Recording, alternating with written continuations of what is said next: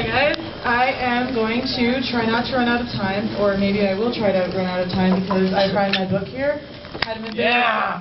Yes! Blind Date at the Glass-Eyed Disco. And I don't know how well you can see from here, but check out the cover and take a guess what it's about. So, anyways, I'm going to cover some other material first, and then see where we're at. Nice. Or actually, I'm going to talk about why I don't want to read out of this book just yet. A big reason that I could even finish this book at all is because I married this guy over here, Frankie Metro. Who? And he gave me a deadline and helped me to edit it, so I had to finish it. I finished it July of last year, which was a huge relief. But when I finished it, it created another set of problems. It meant that people might actually want to read the book, and that it's a book that actually identifies me as an ex-stripper, and I'm not really proud of that. I don't think that this is my greatest accomplishment, but by the time I finished it, I was 39 and spent 16 years avoiding this subject and discussing it with actually anybody. So now I'm 40, I have a full-grown child, and she won't be embarrassed about hearing about my book in case I accidentally became famous when I tried to write this book like when I was like maybe 22 or something like that. But anyways, I work at a youth hostel now, and I first thought of working there as a means to use my Southwest Airlines flight benefits. The first one I tried was in the gas lamp district of San Diego. In retrospect, the flight benefits mostly served to get me to the closest beach possible. I could go alone, and I think I enjoyed some of these trips more than the ones that I went on with my actual coworkers. We went to expensive parties that they would throw for us in some cities where we could sleep with our peers from cities around the country if we wanted to. I had finals at UNM during the party where one employee fell off the boat into the harbor and the Coast Guard had to come rescue him.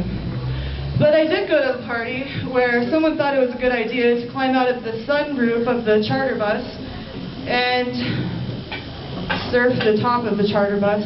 And I thought I was going to see somebody die that night, but nobody did after all. At the party hosted by my city, the maximum capacity was exceeded at the venue, and the lines to the bathroom were too long, and people started pissing and puking in the planters. Yeah. Nobody going to a spirit party would ever stay at a youth hostel. Most of them would prefer to pour 2 or 3 or 4 people into a king-size bed. You'd wake up, and there's people making out, and one of the guys who loads the planes has grabbed onto your hips and is pressing his pelvis into your behind. Woo! Yeah. So, enough about that. Some other things. Sometimes the home front is hostile, and sometimes, if you're me, the home front is actually a hostel because the grand schemes involve marijuana growing projects and flipping houses, and this doesn't actually work out.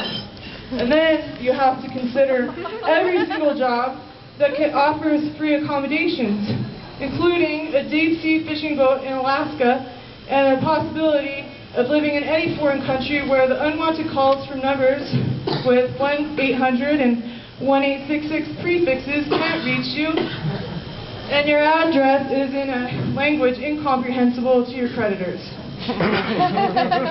If your home is a hostel, then it's difficult to find a bunch of French or German people getting in the way of your low blood sugar when you're trying to cook something.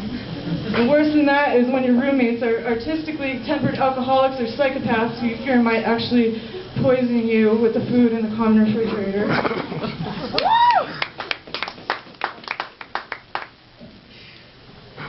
Next topic.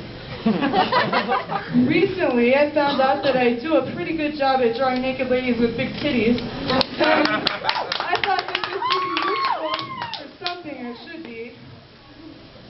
My first naked lady was a pole dancer and the cover model for my book, Blind Date at the Glass-Eyed Disco. Woo! Yeah. Thank you. She isn't very pretty, though. She kind of looks like what Raggedy Ann would look like If she hit puberty, took off that bonnet, threw off the yarn that she has for hair down past below her waist, she hangs from the pole in a spread eagle and with a blank expression. She's way too tall for the strip club that she's working in, so much so if she could get off that pole, she would have to crawl around on her hands and knees to fit in the building. She would have to hunch over substantially, or no, she wouldn't have to crawl around, she would have to hunch though. But she does have great tits.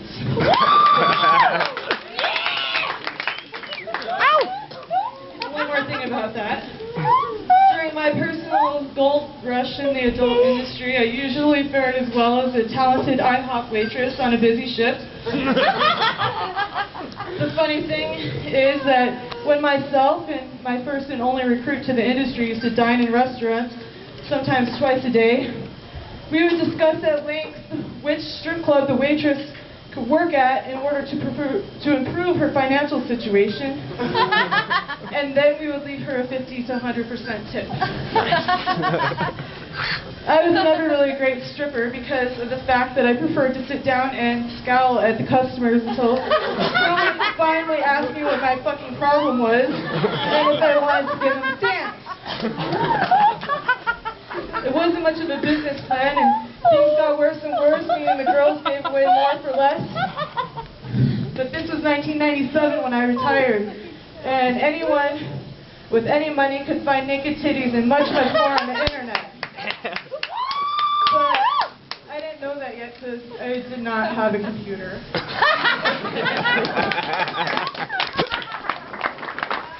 Yeah!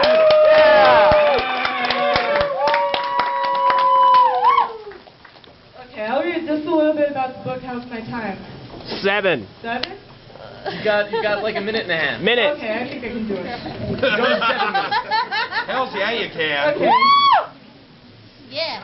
This addresses the early life of a teenage stripper, like 15. Like, who's a stripper yet? The only evidence Linda had against Stacy was a collection of notes she found in Ashley's backpack, like the one addressed to the balding, angry biology teacher who was also the football coach at Paradise Valley High. In a New York Magazine article titled, "Why You Truly Never Leave High School," Jennifer Sr. said, "Most American high schools are almost sadistically unhealthy places to send adolescents.